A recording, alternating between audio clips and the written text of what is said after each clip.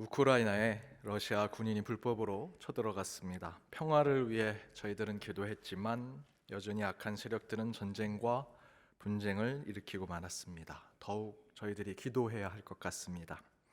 먼저 전쟁을 일으킨 러시아와 푸틴은 전쟁의 칼과 창을 내려놓고 전쟁을 멈출 수 있도록, 또한 우크라이나 땅에 있는 백성들과 그곳에서 사역을 감당하고 있는 선교사님들이 고난과 아픔을 겪지 않도록, 또한 하나님의 그 창조 세계 그 땅에 전쟁의 포화로 상처 입지 않고 또한 어린 생명들을 지켜달라고 함께 기도하기를 원합니다. 또한 이틀 후면 103주년 3.1절입니다. 오늘 저희들 3.1절 기념 예배로 함께 드리지는 못하지만 103년 전 우리나라와 우리 민족을 지키기 위해 목숨을 내어놓고 싸우셨던 우리 믿음의 선배들, 또한 우리의 선열들을 위해서도 이 시간 우리 1분 동안 묵상으로 함께 기도하도록 하겠습니다. 함께 기도하시겠습니다.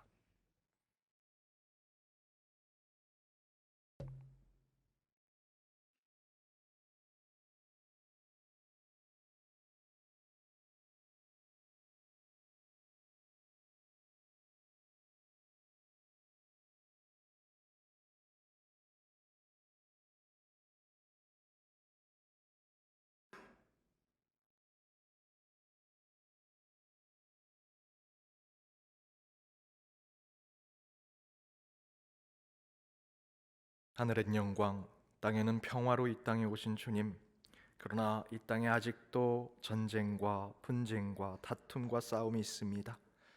우크라이나 땅에 전쟁이 일어났습니다. 그러나 전쟁을 일으킨 악한 세력들이 그 칼과 창을 내려놓게 하시고 그 전쟁이 멈추어 그 땅에 평화가 있게 하여 주옵소서. 그곳에 고통받는 백성들, 우리 선교사님들을 지켜 보호하시고 전쟁의 포화로 상처 입은 그 창조 세계의 땅을 주님께서 어루만져 주옵시며 어린 생명들의 그 목숨을 지켜 보호하여 주옵소서. 계속해서 우리는 기도하게 하시고 특별히 103년 전 3.1절로 더욱더 주님 앞에 이 나라를 지키고 목숨과 그들의 생명을 내어놓아 희생하고 헌신했던 우리 믿음의 선배들, 선연들을 기념하며 기억하게 하시고 이를 위해서 이 나라 이 민족을 위해서도 더욱 기도하는 우리 연동교회가 되게 하여 주옵소서. 이 모든 간구 예수님의 이름으로 기도드립니다. 아멘. 오늘은 살아있는 예배 9번째 천상에서의 예배라는 제목으로 함께 주의 말씀 나누고자 합니다. 2022년 한 해 우리 교회 주제의 말씀은 예배로 회복하자였습니다. 이를 통해서 저와 여러분이 이렇게 드리는 이 예배가 살아있는 예배가 되어야 한다라고 말씀을 드렸죠.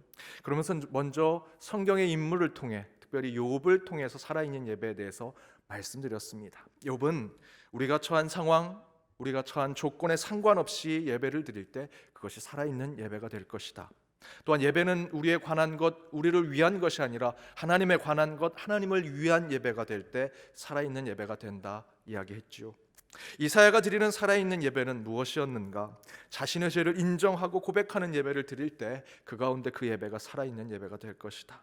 더불어 회개하는 예배자가 성전 안이 아니라 성전 밖에서 그 예배를 완성할 때 그 예배가 살아있는 예배가 될 것이다 말씀드렸습니다.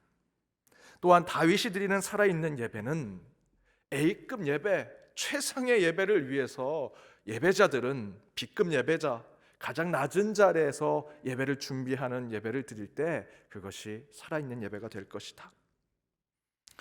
법궤가 성전에 들어올 때 다윗이 옷이 벗겨졌는지도 모르고 기뻐하며 춤을 췄습니다. 그 모습을 보고 아내 미갈이 비웃었지요. 그때 다윗이 이렇게 얘기합니다. 나는 당신이 아니라 하나님 앞에서 한 것이라. 하나님께서 내 아버지와 내 아버지 집에 내가 가장 미천한 자였는데 나를 세워 이스라엘 백성, 이 이스라엘 나라를 다스리게 하셨으니 이제 내가 하나님께 기뻐 뛰며 어린 아이와 같이 더욱더 감사를 표현하겠다라고 이야기하죠. 하나님 앞에 최고의 예배를 드리기 위해 저와 여러분은 가장 낮은 자리로 가야 한다. 네 번째, 여호사밧이 드리는 살아있는 예배는 한 분 하나님을 향한 다양한 예배자들의 은사로 만들어진 예배로 드릴 때 살아있는 예배가 될 것이다. 여호사밧이 그 전에는 외세에 침입했을 때 다른 동맹국들과 그 전쟁을 막으려고 했습니다. 하지만 깨달음을 얻고 회개한 후에 다시 그는 전쟁 외세의 침입을 받을 때 그의 백성들과 함께 예배를 준비하죠. 그냥 예배를 준비하는 것이 아닙니다. 역대하 2장 20절 21절의 말씀대로 백성들과 의논해서 그 백성들 가운데 가져 있는 그들의 재능과 달란트와 은사를 함께 모아서 예배를 드릴 때 하나님께서 그것을 살아있는 예배로 받으시더라라는 것입니다. 또한 한나가 드리는 살아있는 예배는 인생의 황무함을 신앙의 겸손함으로 바꾸어 예배 자리, 기도의 자리를 지킬 때 하나님께서 그 예배를 살아있는 예배로 보시더라. 불임의 육신, 황무한 몸, 황망한 심령을 가진 한나였지만 그는 허무와 공허에 빠지지 아니하고, 한나야, 그것은 내 잘못이 아니다 라는 그 하나님의 음성 가운데 그 황무한 인생을 겸손한 신앙으로 바꾸어서 예배의 자리, 기도의 자리를 지켰더니 하나님께서 그 가운데 그 예배를 받으시더라 라는 것입니다. 이렇게 성경의 인물을 통해서 5주 동안 함께 말씀을 나눴고요, 이전에 2주 동안 저희들이 예수 그리스도 성령에 대해서, 오늘은 천상에 계신 성부 하나님에 대해서 저희들이 말씀을 함께 나눴습니다. 특별히 이 세 주에 들어서 저희들 예배 드리는 이 말씀은 삼위일체 하나님에 대한 살아있는 예배에 대한 말씀이죠. 2주 전 예수 그리스도의 예배는 예배가 열방을 향하는 것이 될 때 살아있는 예배가 된다 말씀드렸습니다. 예수님은 하늘 보좌 버리고 이 땅에 인간의 몸으로 오셔서 성육신적인 사역을 감당하셨습니다. 자기 몸을 내어주셔서 성문 밖에 있는 사람들을 구원하시고 온 인류에게 새 생명을 주는 공생애를 감당하셨죠. 여러분, 예수 그리스도의 삶은 그 자체가 디아스포라, 흩어지고 곳곳으로 확장되며 널리 주의 복음을 충만케 하는 사역을 하신 분이십니다. 그래서 예수 그리스도의 예배는 열방을 향하는 예배가 될 때 살아있는 예배가 된다 말씀드렸습니다. 지난주 성령에 대한 말씀, 여러분 제목이 무엇입니까? 영으로 드리는 예배. 여러분, 일부 예배자들에겐 얘기하지 마십시오. 일부 때는 아무도 대답을 못 하셨습니다. 여러분이 조금 나시네요. 영으로 드리는 예배, 곧 성령으로 드리는 살아있는 예배가 무엇이냐? 성령의 임재가 우선된 예배를 드릴 때 살아있는 예배가 될 것이다. 솔로몬이 성전을 건축하고 낙성식을 할 때, 국가적인 행사를 할 때는 다 제사를 드립니다. 그래서 솔로몬 왕도 백성들도 그 성전에 모여서 이제 제사를 형식적이고 관습에 따라 준비하는데, 이 역대하 7장의 말씀에 무엇을 증거합니까? 그 형식적인 제사를 준비하기 위해 온 백성들이 그 성전 위에 임하는 불과 같은 성령 하나님을 보게 되고요, 그 가운데 여호와의 영광을 보게 되지요. 이처럼 형식과 정통, 관습과 율법에 의거한 예배, 제사 이전에 저와 여러분이 준비해야 할 예배자의 모습은 불처럼 임하는 성령을 기대하고 그 가운데 여호와의 영광을 바라볼 때, 바로 그때 우리의 예배는 살아있는 예배가 된다라는 것입니다. 오늘은 그 살아있는 예배 말씀 시리즈 전체의 마지막이자 삼위일체 하나님의 예배의 완성된 말씀인 성부 하나님에 대한 말씀입니다. 곧 천상에서의 예배라는 제목으로 말씀을 나누고자 합니다. 그렇다면 성부 하나님께 드리는 그 예배, 곧 천상에서 드리는 이 살아있는 예배란 무엇일까요? 이를 이해하기 위해서는 오늘 본문으로 함께 읽었던 요한계시록의 말씀에 대한 오해를 저와 여러분이 조금 정리할 필요가 있습니다. 요한계시록의 말씀을 왜곡해서 표현한 책이 있습니다. 레프트 비하인드라고 하는 영화 또는 소설로 나온 것인데요, 요한계시록의 내용의 일부를 인용해서 성경이 온갖 음모론으로 쓰여졌다라고 얘기하고요, 비현실적인 역사를 계속해서 동경하게 만들고, 이 소설과 이 영화는 전 세계의 폭력으로 나타난 현상들과 그 사건들을 용인해주고 있는 것입니다. 전 세계의 폭력을 용인한다라는 뜻은 뭐냐면, 성경이 우리나라가 경험했던 6.25 전쟁, 월남전, 미국의 2001년도 9.11 사태, 지금의 우크라이나 사태가 다 성경에 계시와 예언이 되어 있다. 그래서 그들이 죽고 그곳에 처참한 일들이 일어나는 건 다 하나님이 계획하신 것이다 라는 것으로 성경이 마치 폭력과 전쟁을 용인해 주는 것으로 설명하는 것이죠. 그런 것처럼 얘기하던 이 소설, 이 영화가 있습니다. 그런데 이것은 특별히 미국 사회 속에서 기독교가 매우 비정상적인 종교처럼 인식되게 하는데 아주 중요한 역할을 했습니다. 이에 바바라 로싱이라고 하는 신약학자는 이 잘못된 요한계시록의 관점을 바로잡기 위해서 The Rapture Exposed라고 하는 요한계시록 주석에 이렇게 얘기합니다. 요한계시록은 결코 지금의 세계 곳곳에서 벌어지는 전쟁과 폭력, 재난을 예측하는 영화 시나리오와 같은 책이 아닙니다. 오늘날 요한계시록이 우리에게 주는 선물은 우리를 사랑하고 우리와 함께 살기 원해서 우리의 세상으로 오시는 하나님의 아름다운 이야기입니다 라고 이야기하죠. 또한 국내 성서학자인 이병학 교수는 요한계시록은 약자들의 해방과 구원을 위한 예배와 저항의 책이라고 이야기합니다. 그리고 최근 매우 유명한 톰 라이트라고 하는 영국의 성서학자는 요한계시록은 분명하게 예수를 향해 올려진 신성의 인정과 경배와 송축이 있었다라고 얘기합니다. 이런 것들이 무슨 이야기를 하고 있습니까? 먼저는요, 요한계시록은 점집, 무당집에서 미래를 맞추게 하는 싸구려 종교 행위의 기초가 되는 그런 책이 아니다라는 것이죠. 요한계시록 몇 장 몇 절이 우크라이나의 전쟁을 예언하고 동일본의 대지진의 날짜를 맞추거나 누가 대통령이 될지를 계시하는 그런 책이 아니라는 것입니다. 성경으로서의 요한계시록은요, 폭력과 전쟁이 난무하는 시대 속에 십자가에서 죽어 부활한 그 연약한 가지에 불과한 나사렛 예수가 나의 구원자입니다 라고 고백하는 그리스도인들이 단순히 예수를 믿는다는 이유로 박해받고 핍박받을 때 내가 너희의 믿음을 끝까지 지켜주겠다라고 하는 하나님의 소망과 약속이 담겨진 하나님의 말씀입니다. 더 나아가 계시록은 우리를 끝까지 믿어주시고 지켜주시는 곧 예수 그리스도를 찬양하고 경배하기를 멈추지 않겠다는 예수 그리스도를 믿는 자들의 고백이기도 하지요. 정리해서 말씀드리면 요한계시록은 예언, 계시, 미래 예측, 음모론이나 종교적인 공상을 하도록 만든 책이 아니라 핍박과 박해의 시대 속에서 참된 예배를 회복하겠다라는 신앙의 고백의 책이라고 할 수 있습니다. 그럼 여기서 의문 하나가 생깁니다. 왜 목사님, 요한계시록은 묵시에 대한 얘기, 종말에 대한 얘기인데 왜 자꾸 예배에 대한 얘기를 말씀하십니까? 이에 대해서 요한계시록의 저작 배경을 살펴보시면 분명히 요한계시록은 예배 회복에 대한 말씀을 전하고 있는 것을 저희가 알 수 있습니다.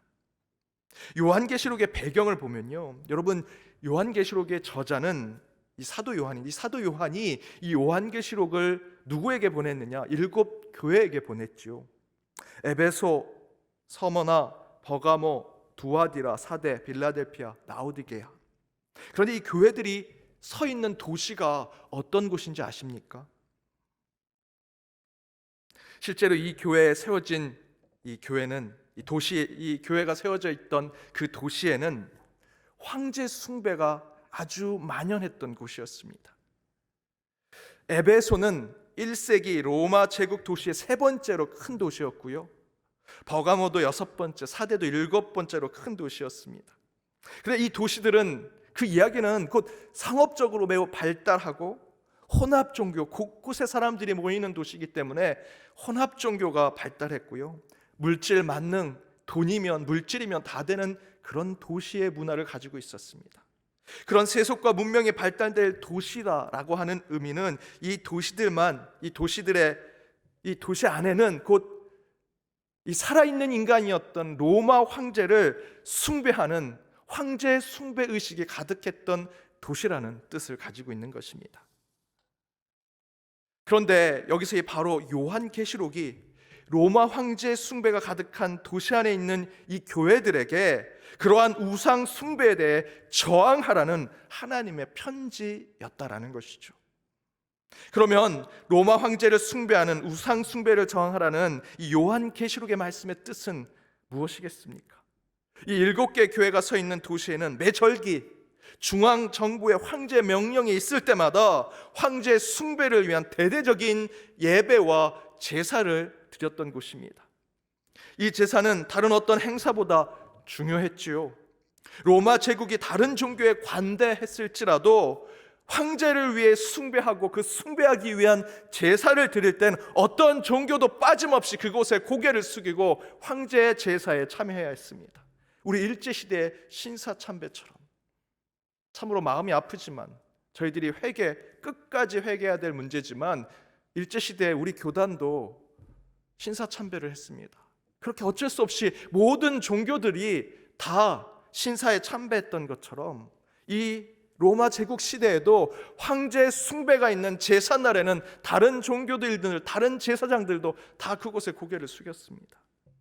바로 그렇게 로마 황제의 숭배 사상이 가득한 7개 교회가 있는 그 도시 정가운데 가장 높은 곳에 가장 화려하고 가장 크고 가장 신성해 보이는 신전에서 로마 황제를 숭배하는 경배의 제사가 드려지는 것입니다.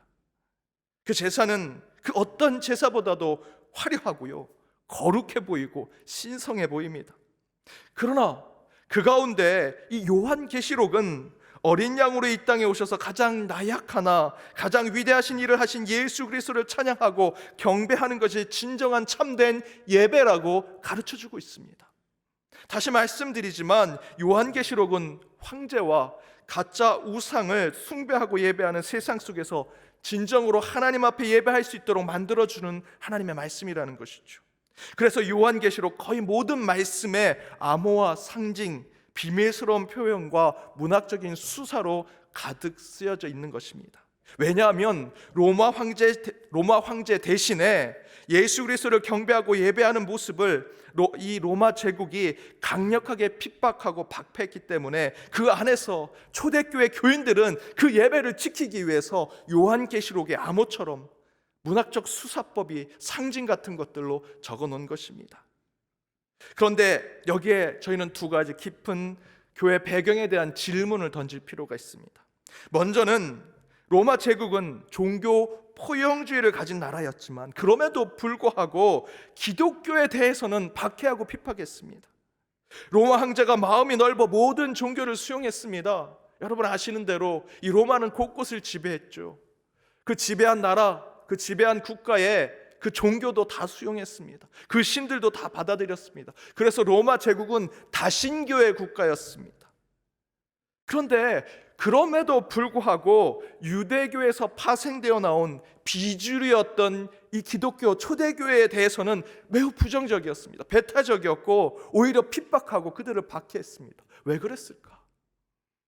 그리고 또 하나, 로마 황제를 경배하는 우상 숭배의 제사는 모든 국가의 재원, 인력들이 동원이 되어서 모든 종교에 그때 모여있던 다신교들의 모든 종교 어떤 집회나 예배보다도 화려하고 웅장하고 거대하게 제사를 지냈습니다. 그에 비하면 주류 종교의 대접을 받지 못했던 기독교 초대교회의 예배는 너무도 초라했습니다. 고증대로 본다면 작은 집에 모여서 떡을 떼고 서로 인사하고 바울이 보낸 편지를 수십 개의 초대교회들이 서로 나눠보면서 헐고 낡고 다 찢어져가는 그 바울의 서신, 사도들의 편지들을 읽으면서 복음을 나누고 남녀노소 모든 계층이 상관없이 서로 격려하고 얼싸안고 그저 그 조그만 방에서 그렇게 주의 말씀을 나누는 것이 그들의 예배였습니다. 고작 그렇게 드리는 것이 기독교 초대교회 예배였습니다. 그런데 로마 황제 숭배 제사에 비하면 이 초대교회 예배는 전혀 볼품없는 예배일 뿐인데 이 로마 제국은 이 초대교회 예배를 그렇게 박해하고 핍박했습니다. 왜 그랬을까? 저는 그 이유가 핍박받는 초대교회 예배가 살아있는 예배였기 때문이라고 믿습니다. 로마 황제를 숭배하는 제사하고는 다르게 초대교회 예배는요, 앞에서 말씀드렸던 욥의 예배처럼 어떤 상황, 어떤 조건 상관없이 함께 모여서 예배를 드렸습니다. 이사의 예배처럼 예배자들이 서로 용서를 구하고 하나님의 죄를 고백하면서 겸손 앞에 주님 앞에 나아갔습니다. 다윗처럼 최고의 예배를 드리기 위해서 가장 작은 집에서 그저 먹고 나누는 떡이 그저 보잘것없는 떡이지만 그 어린 아이부터 이제 곧 돌아가실 어르신까지 함께 모여 누가 보아도 대단해 보이지 않는 그 예배 가운데 최고의 예배를 드리기 위해서 서로 더 헌신하고 희생하는 예배를 드린 것이죠. 여호사밧처럼 그 백성들과 함께 아이가 찬양을 부르게 하고 다른 사람이 음식을 준비하게 하고 서로 갖고 있는 은사를 나누면서 예배를 드리는 것입니다. 또한 한나처럼 초대교인들도 핍박에 황망하고 환무했을 것입니다. 때론 심한 박해 속에 무덤 속에서 예배를 드리며 어떤 생각을 했겠습니까? 나도 이 해골처럼, 이 죽어있는 자들처럼 이렇게 죽을 텐데 이런 예배가 뭐가 중요해? 라고 공허하고 허무한 생각에 빠졌을 텐데 그러지 아니하고 도리어 그 가운데 신앙의 겸손함을 깨달아 예배를 끝까지 지켜낸 것이 초대교회 교인들이었습니다. 그래서 로마 황제를 숭배하는 제단은 최고급, 제일 비싼 것, 가장 화려함을 자랑했을지는 모르지만 초대교회 예배는 모이는 장소가 매번 바뀌고 작고 초라했지만 모이는 곳곳마다 솔로몬의 낙성식 때처럼 성령의 불이 곳곳에 임했고요, 그때마다 그 성령의 불을 가진 자들이 그 작은 곳에서 예배를 드렸지만 곳곳에 나가서 진짜 하나님을 만났다, 그 예수가 우리의 구원자다, 그 복음을 전하면서 그 복음을 들은 자들이 그저 형식적으로 로마 황제의 제사에는 참여했을지 모르지만 곳곳에 작은 가정에 모여서 함께 주를 찬양하고 그 가운데 예배를 드리는 것이 날로 늘어나게 된 것이죠. 그래서 초대교회 예배는 철저하게 핍박과 박해를 받게 된 것입니다. 그렇다면 여러분, 이 힘의 역사의 사관대로 본다면 이 로마 제국의 살아있는 황제를 숭배하는 그 제국에서 그 초라하게 예배드리는 그 초기 기독교를 그렇게 박해하고 핍박했다면 그 모든 예배와 그 모든 모습들이 소멸되어 가는데, 여러분 아시는 것처럼 요한계시록 시대의 초대교회 예배는요 더욱 모이고 더욱 나누고 더욱 단단한 예배가 되어갔지요. 왜 그렇게 되었을까요? 그 이유는 겉으로 보기엔 초라하고 나약해 보이고 이제 곧 소멸될 것처럼 보이는, 그래서 저 죽음의 땅인 무덤에서까지 예배드리는 자의 모습처럼 보이지만 그 가운데 그렇게 예배를 지켜내는 자들을 통해 하나님은 그 예배를 지켜주셨기 때문입니다. 곧 지상에서 드리는 우리의 그 연약한 예배를 하나님께서 천상에 드리는 영원한 예배로 지켜 보호해 주셨다라는 것이죠. 우리는 핍박받고 고난받으면서 위축되고 약해지고 초라해지는 마음으로 예배를 드리고 황제 숭배의 제단에 비하면 보잘것없고 먹을 것 없는 잔치와 같은 예배를 드리지만 끝까지 견디고 버텨 싸워 예배를 지켜내고 주님을 찬양하는 자리를 만들어냈더니 하나님께서 그 예배를 천상의 예배로, 가장 위대한 예배로, 영원한 예배로 만들어 주시더라라는 것입니다. 이사야 선지자는 이렇게 얘기합니다. 우리 함께 읽어보겠습니다. 풀은 마르고 꽃은 시듬은 여호와의 기운이 그 위에 붐이라. 이 백성은 실로 풀이로다. 풀은 마르고 꽃은 시드나 우리 하나님의 말씀은 영원히 서리라 하라. 우리는 이 땅에서 풀처럼 꽃처럼 말라버리는 인생을 살면서 우리가 드리는 이 예배도 혹시 풀처럼 꽃처럼 시들고 마르며 아무도 알아주지 않는 예배가 되지 않을까 걱정하고 근심하죠. 이 예배를 이렇게 드린다, 뭐가 생길까? 예배를 드려도 코로나 걸리고, 예배를 드려도 여전히 고통스럽고, 예배를 드려도 우리 안에 사건 사고가 여전히 있는데, 여전히 예배는 나에게 공허와 허무와 꽃과 풀처럼 시들고 말라버리는 그런 것이 되는 것이 아닐까? 그러나 여러분, 이사야의 하나님의 말씀은 풀은 마르고 꽃은 시드나 하나님은 그것을 통해서 영원한 예배를 받으시겠다 말씀해 주고 계십니다. 우리의 예배는 세상의 기준으로 보면 아무짝에도 쓸모없는 예배처럼 보이지만 우리가 이 예배를 신실하게 지켜내면 하나님은 이 예배를 거룩하게 영원하게 천상의 예배로 받으시겠다 약속해 주고 계십니다. 요한계시록 시대에 우리 믿음의 선배들은 핍박과 박해 가운데 초라한 예배, 숨어서 드리는 예배로 다 하지 못하는 예배를 드렸습니다. 그렇게 생각했겠지요. 그러나 핍박과 박해 속에서 지켜낸 예배 가운데 하나님은 겉은 초라하나 우리의 신실한 그 예배를 가장 거룩한 성 예루살렘에서 드리는 천상의 예배로 받으셨다는 것입니다. 여러분, 저와 여러분이 지금 이 순간 살아있는 예배자로 이곳에 서 계신다면 하나님은 이 예배 가운데 생명수의 강을 흘려 보내시고 생명나무의 열매를 맺게 하셔서 반드시 연약하고 상한 우리의 마음을 치료해 주실 것이라 믿습니다. 그 회복된 그리고 치유된 심령으로 다시 서는 이 예배를 분명히 하나님께서는 천상의 예배로 만들어 주실 것입니다. 우리는 지금 디지털 4차 혁명 시대에 더불어 코로나 팬데믹 시대를 겪으면서 예배가 무엇인가 다시 생각하게 되었습니다. 그 처참한 박해 시대에 겪었던 요한계시록의 시대, 우리 믿음의 선배들은 끝까지 예배를 지켰습니다. 그저 죽어 누워있는 장사 지낸 그 자들과 함께 그 무덤에서까지 예배를 지켜냈지요. 그러나 지금은 여러분 어떻습니까? 저와 여러분 얼마나 편안한 예배를 드립니까? 화려한 예배당, 물질이 넉넉해서 정말 너무나 좋은 예배를 드리고요, 사람도 많이 모이는 예배를 드리지요. 하지만 사람들이 그럽니다. 교회가 로마 시대에 황제 숭배하는 제사와 같다고, 같은 하나님을 경배하고 찬양하는 듯하지만 너희들도 돈을 숭배하면서 하나님을 찬양하는 거 아니냐, 너희들 자기가 좋아하는 정치인 이념에 빠져 그걸 숭배하기 위해서 교회 다니는 거 아니냐, 내 유익, 내 만족의 성공을 위해 기복적인 예배를 드리는 것이 아니냐 우리에게 묻고 있습니다. 따라서 여러분, 우리는 다시 초대교회 때 황제 숭배를 저항했던 그때의 예배, 그때의 신앙을 반드시 회복해야 할 것입니다. 가장 작고 가장 연약하지만 가장 거룩하고 가장 신성한 예배를 지켜낼 때 하나님께서 이 예배를 천상의 예배로 받아주실 것입니다. 그렇게 예배로 회복하여 더욱 주께 영광 돌리는 2022년 한 해가 되시길 주님의 이름으로 축복합니다. 기도하시겠습니다. 우리로 하여금 살아있는 예배를 드리길 원하시는 하나님, 오늘 주의 성전에 모인 주의 백성들이 다시 예배의 자리에서 가장 신실하게 주님 앞에 나아갑니다. 오늘 살아있는 예배의 마지막 말씀 가운데 더욱 주님을 바라보게 됩니다. 세상은 돈을 경배하고 세속의 권력자를 찬양하며 다른 우상들을 경배합니다. 요한계시록 시대와 다를 바 없는 이 시대에 참 신앙과 참 믿음의 경쟁과 다툼의 시대를 우리는 살아갑니다.